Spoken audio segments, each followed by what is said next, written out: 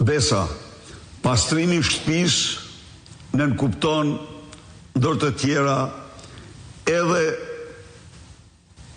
konfiskimin e pasurive të vendosura mbi paratë e krimit, pasurive të vendosura mbi paratë e takspaguesve shqiptar, vjedhjen e tyre nga qeveritarët.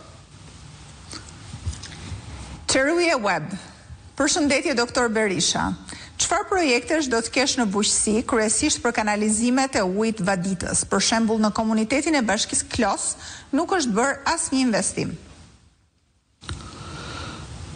Ne parashikojmë investim prej 70 milion euro çdo vit në vaditje, kullim dhe mbrojtje të tokës.